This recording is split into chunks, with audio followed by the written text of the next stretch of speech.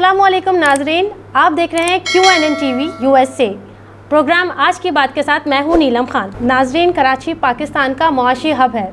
कई दिहाइयों से कराची किसी न किसी अताब का शिकार रहा है, कभी माशी एतबार से, कभी सियासी एतबार से, कभी मजहबी एतबार से, और आज इस कराची का कोई पुरसाने हाल नहीं है। नाज़रीन, ये तो आप भी जानते हैं और सब जानते हैं कि कराची का कोई पुरसाने हाल नहीं। कब इस शहर के अमन को बर्बाद करने के लिए कभी सियासी जमातें आगे आई हैं, कभी मजहबी एतबार से, कभी लसानी तौर पे इस शहर में जंगें की गई हैं। आखिर क्यों है ऐसा? हमारा कराची आज भी लावारिस। इतना सब के बाद भी हम क्यों खामोश? कई दिहाइयों से ऑपरेशंस हुए, बड़े से बड़े टारगेट किलर्स पकड़े गए, लेकिन एक जो जिन बेकाबू है वो आज भी बेकाबू है, वो है स्ट्रीट क्राइम का। तो नाज़रीन, इस इशू पे बात करने के लिए आज मेरे साथ मौजूद हैं हमारे स्टूडियो में क्राइम रिपोर्टर अताउर रहमान साहब।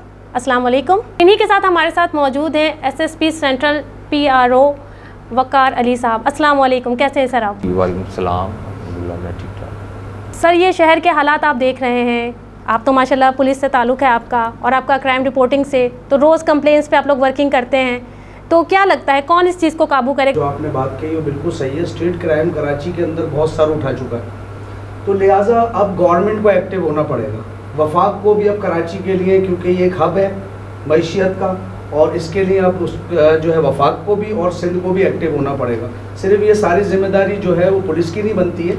और असल जो चीज़ है, असल बात ये है कि क्राइम, स्ट्रीट क्राइम की पोजीशन इतनी कराची के अंदर अप हो गई है कि जिससे हलाकतें जो है सामने आ रही हैं। यही डकैत जो है वो स्नैचिंग के दौरान जो है लोगों की जान ले रहे हैं। तो ये एक लम्हा फिक्रिया है। और दूसरी बात ये है कि कराची को कोई जमात ऐसा नहीं कि कोई ऐसी आवाज़ उठा रही हो कराची के लिए जो स्ट्रीट क्राइम कहीं आकर थमे। और जहाँ तक पुलिस की जिम्मेदारी है, तो बहुत सारी चीज़ों में ये भी देखा जाता है पुलिस के अंदर कि नफरी का बड़ा एक इशू सामने आता है कि नफरी कम है। तो मेरे ख्याल से इस सिलसिले में गवर्नमेंट को जो है IG सिंध के साथ बैठना चाहिए और इस सिलसिले को ख़त्म करना चाहिए, नफरी वाले मैटर को ख़त्म कर देना चाहिए। सर, आपने कहा कि हमारे यहाँ नफरी की कमी है, तो इस बारे में तो सबसे ज़्यादा आप बेहतर जानते हैं वकार साहब, आप बताइए कि क्या कहना है। देखिए, अता साहब ने बहुत ही अहम मसले की तरफ जो है वो रोशनी डाली है। असल में 3.5 करोड़ या 3 करोड़ की तकरीबन कराची की आबादी है, और जिसके लिए जो नफरी हमारे पास पुलिस के पास अवेलेबल है वो नाकाफ़ी है। लेकिन पुलिस जो है, जो हमारे जो वसाइल मौजूद हैं उसको बुरुकार लाते हुए अपनी बेहतरीन कोशिश कर रही है।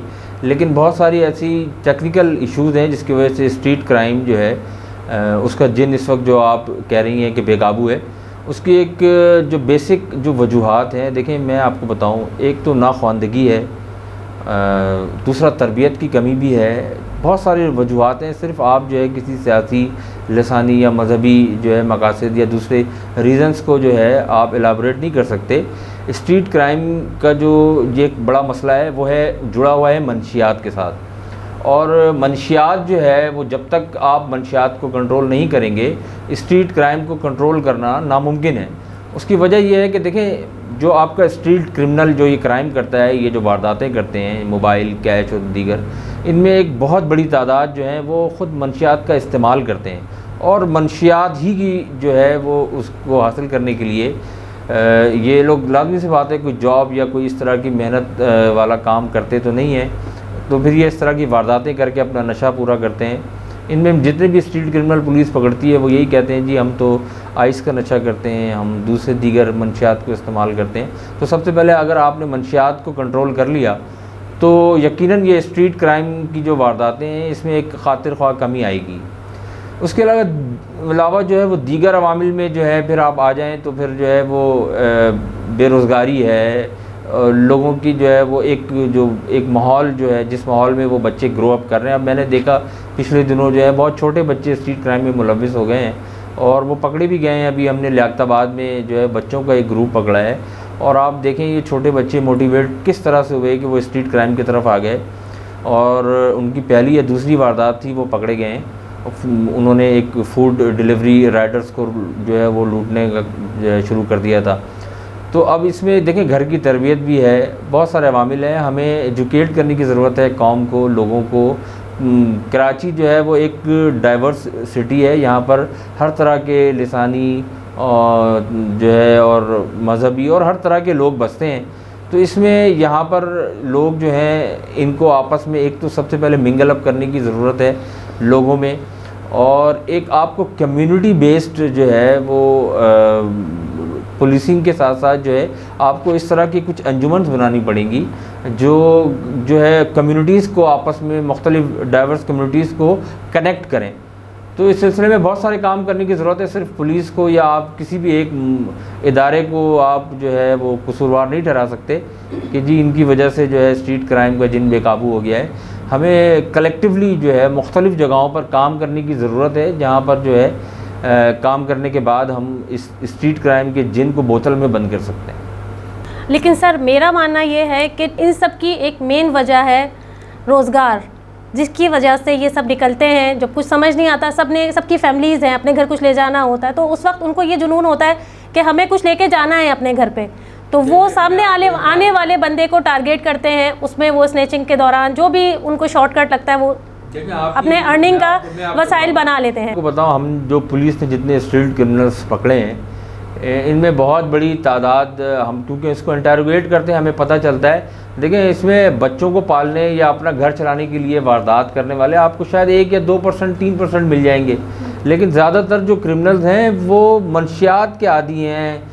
उन्होंने जो है वो वारदात करके जो है वो दीगर मंशियात को इस्तेमाल करना और जो है वो पाकिस्तान टूर पर निकल जाना या फिर जो है वो अच्छा खाना खाना और इस तरह की चीज़ें। मैंने नहीं देखा कि किसी ने जो है वो एक फैमिली मैन ने अपने बच्चों को पालने के लिए वारदात की हो।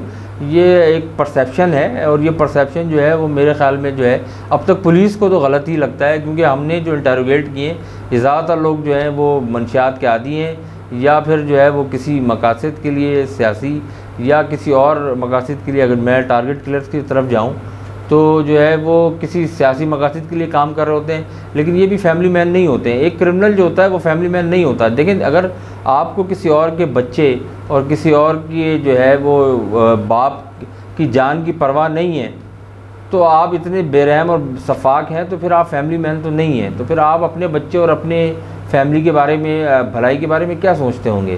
तो ये जब एक बंदा क्रिमिनल बन जाता है तो वो फिर वो फैमिली मैन रहता भी नहीं है। मेरे ख़्याल में इसकी जो बेसिक वजूहत है वो मंशियात का इस्तेमाल है, जिसे रोकने की ज़रूरत है। और ये सिर्फ पेडलर्स को रोकने की ज़रूरत नहीं है, बल्कि जो इस शहर के अंदर मंशियात जिस तरह भी जो है वो लाया जा रहा है, उस मेन जो इनके जो रास्ते हैं उनको रोकने की ज़रूरत है। मंशियात के हवाले से जो हम बात कर रहे हैं, मंशियात तो जगह जगह हमारे यहाँ मिल रहा है, यूनिवर्सिटीज़ में मिल रहा है, कॉलेजेस में मिल रहा है। आइस का नशा, तमाम किस्म के जो है मंशियात यहाँ पे फ़रोख्त की जा रही है। और नॉर्मली आप देखें, किसी भी ब्रिज के नीचे देखें, वहाँ आपको इस तरह के लोग मिलते हैं।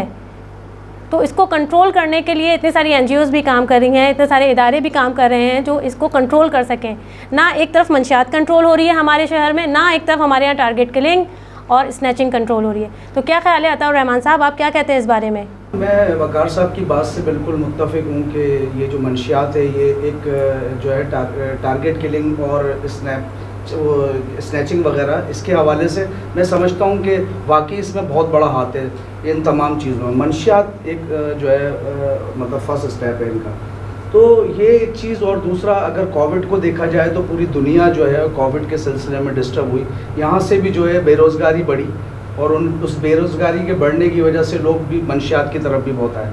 लेकिन जैसे कि वकार साहब ने कहा कि अगर ये उन्हीं जगहों से रुक जाए जो शहर तक आए नहीं, तो ये भी जो है इससे भी हमें बड़ा फ़ायदा होगा।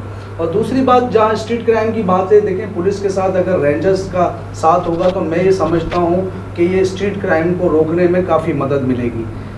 जी। तो सर, शहर में आने के लिए कौन से ऐसे इदारे हैं जो इसको ऊपर वर्किंग करेंगे, इस चीज़ को रोकेंगे कि आने वाली हमारी जो नस्लें हैं वो तबाह बर्बाद ना हो? जो हो गए वो तो हो गए, उनको तो NGOs भी वर्किंग कर रही हैं, उनको दूसरी तरफ लाना चाह रहे हैं, अच्छी खुशहाल ज़िंदगी देना चाह रहे हैं। लेकिन वही वाली बात आपकी कि ये शहर में आने वाले रास्तों पे कौन देगा ड्यूटी कि ये रोका जाए? जी, ये एंटी नारकोटिक्स फोर्स करती है इसको, और वो काफ़ी हद तक जो है इसके ऊपर काम वो कर रहे हैं। बहुत सारी ऐसी गिरफ्तारियां भी नज़र आई, कई मंशियात भी पकड़ी गई, लेकिन कोई ना कोई किसी न किसी रास्ते से ये शहर में ले आते हैं। तो जब वो शहर में लेकर आते हैं तो वो ज़ाहिर है कि फिर मुख्तलिफ़ जगहों पर डिस्ट्रीब्यूट होती है। और इसके ऊपर ANF बहुत ज़बरदस्त तरीके से अपना वर्क कर रही है, काम कर रही है। और अगर ये इसी तरह काम करते रहे और बेहतरी लेकर आए इसके अंदर, तो ये मंशियात इस शहर में रुकेगी इंशाल्लाह। कराची के हालात आप देख रहे हैं, पूरे पाकिस्तान के ओवरऑल आपने देखे, कोविड के बाद से जो हालात चल रहे हैं, यहाँ एक एक रोटी कमाना इंसान के लिए जो नीचे तबके से ताल्लुक़ रखते हैं उनके लिए बहुत मुश्किल है। फिर अगर वो अपना थोड़ा बहुत अमाउंट जमा करके घर ला रहे होते हैं तो लोगों की सैलरीज चली जाती हैं, लोगों के मोबाइल फ़ोन्स चले जाते हैं। अब तो ये हाल है कि वो औरतों को भी नहीं छोड़ते, पूरा पूरा बैग लेके भाग जाते हैं। जी बिल्कुल, आपने सही कहा। देखें, ये तो हम भी हर टाइम पे ये बात करते हैं और हमेशा हम अपने अखबारात में भी ये ख़बरें लगाते हैं, लेकिन देखें तमाम चीज़ों की जिम्मेदारी सिर्फ पुलिस की नहीं है। मैं बार बार ये कहता हूँ कि जैसे मैं आपसे बात कर रहा था एंटी नार्कोटिक फोर्स की, कि अगर वो भी मंशियात को रोके तो यहाँ आकर भी मामला ठीक हो जाते हैं। और आपने जहाँ तक बात की कि देखें कोई महफूज नहीं है, तो हमने पहले ही अपनी बात में कहा कि जी बिल्कुल जो है ये जिन बेकाबू है स्ट्रीट क्राइम का, और पुलिस की वर्किंग में नज़र आ रही है। ऐसी बात नहीं है, पुलिस भी अपना काम कर रही है, मुकाबले भी हम देखने को मिल रहे हैं। और इस शहर के अंदर हमने बोरीबंद लाशें भी देखी, तमाम चीज़ हुई हैं। लेकिन यह है कि जो क्राइम पहले था उस क्राइम से तो कुछ तो बेहतरी है शहर में, लेकिन एक वाहिद ये स्ट्रीट क्राइम है जो पुलिस के काबू में नहीं आ रहा। जाहिर है कि ये पुलिस के लिए चैलेंजेस हैं, ये स्ट्रीट क्राइम बहुत बड़ा चैलेंज है पुलिस के लिए। और अगर ये नफरी का सिलसिला, जिस तरह से मैंने आपसे कहा कि अगर नफरी की इजाफी बढ़ा दी जाए, जैसे एडिशनल आईजी साहब ने शाहीन फोर्स का जो जिक्र किया है, वो शार्प शूटर्स हैं, उनके आने के बाद भी जो है कराची शहर में मैं समझता हूँ कुछ ना कुछ कमी पेशी ज़रूर आएगी स्ट्रीट क्राइम में। जी वकार साहब क्या कहते हैं आप इस हवाले से? मैं आपको एक बहुत ही अहम मसले की तरफ जो है वो इस वक्त आपकी तवज्जो दिलाऊंगा कि देखें, पुलिस तो डेली बेसिस पे क्रिमिनल्स को पकड़ रही है। ये वो आदि मुल्ज़िमान हैं और जो जिनके पहले भी जो है वो 40 और 50 और 30 और 35 और 25 मुकदमात में गिरफ़्तार हो चुके होते हैं। लेकिन सवाल ये है कि फिर जब पुलिस गिरफ़्तार करके इनको जेल की तरफ भेजती है तो ये हफ्ते के अंदर 3, 4, 5 दिन के अंदर ही बेल लेकर ये वापस आ जाते हैं और दोबारा क्राइम करने लगते हैं। ये एक बहुत बड़ा इशू है और पुलिस जो है पुलिस को आके मुंह चढ़ा रहे होते हैं। वो जब 3 दिन के बाद आप बाहर आ जाएंगे तो मैं ये वकला बरादरी से भी ये अपील करूँगा कि वो ऐसे जो मुल्ज़िमान हैं जिनके इतने बड़े बड़े क्रिमिनल रिकॉर्ड हैं, वो जो है वो ऐसे मुल्ज़िमान के केसेस ना लें, उनको बेल ना दिलाएं, उनकी वकालत ना करें। पुलिस जो है वो लाजमी सी बात है अपनी एफ़र्ट तो कर रही है।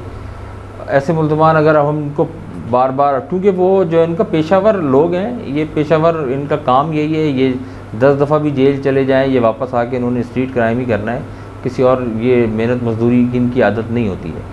तो अब अगर ये जेल में रहें तो ये ज़्यादा बेहतर है कि ना कि ये शहर का सुकून तबाह करें, लोगों की जो इमलाक को नुकसान पहुँचाएँ, उनकी प्रॉपर्टी छीनें, उनको महरूम करें उनके मोबाइल, उनकी नकदी से।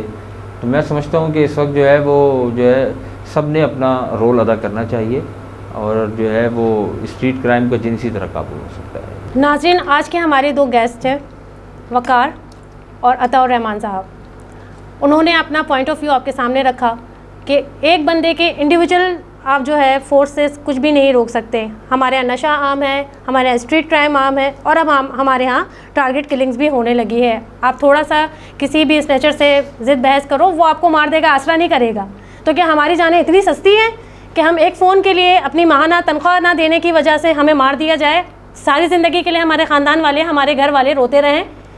तो प्लीज़ आप लोगों की जो भी राय है हमें कमेंट्स में बताइए, हमारा साथ दीजिए। जहाँ पे भी आप इस तरह का क्राइम होते हुए देखें, हमारा प्लेटफॉर्म हाजिर है, हमें बताएं ताकि हम उस पर वर्किंग करेंगे। आप अपने आइडिया से हमें आगाह करें कि किस तरह हम इस चीज़ को रोक सकते हैं और उस पर मज़ीद किस तरह वर्किंग कर सकते हैं। नेक्स्ट टाइम में इंशाल्लाह हमारे साथ एक गेस्ट होंगे, उनके राय आपके सामने रखेंगे और उनसे जानेंगे कि किस तरह हम अपने शहर को महफूज बना सकते हैं, मजहबी एतबार से, सियासी एतबार से और हर किस्म के जो हमारे यहाँ हो रहा है। हमारा कराची तबाह बर्बाद हो चुका है। आज पूरे पाकिस्तान की जो हालात आप देख रहे हैं, इस बुरे हाल में भी हमारा कराची खड़ा होकर सबको सपोर्ट कर रहा है। कंटेनर्स के कंटेनर्स यहाँ से जा रहे हैं और कहीं से नहीं सुना होगा आप लोगों ने न्यूज़ में। इतने बुरे हाल में जब हम आपको सबको सपोर्ट कर रहे हैं तो हम पे भी तो रहम खाओ। जब हम कमाएंगे तो किसी को देने के काबिल होंगे ना। जब हम अपने ही घर नहीं ले जा पाएंगे तो किसी का क्या इमदाद करेंगे। थैंक यू, शुक्रिया। इसके साथ ही अपनी मेज़बान नीलम को इजाज़त दीजिएगा। अल्लाह हाफ़िज़।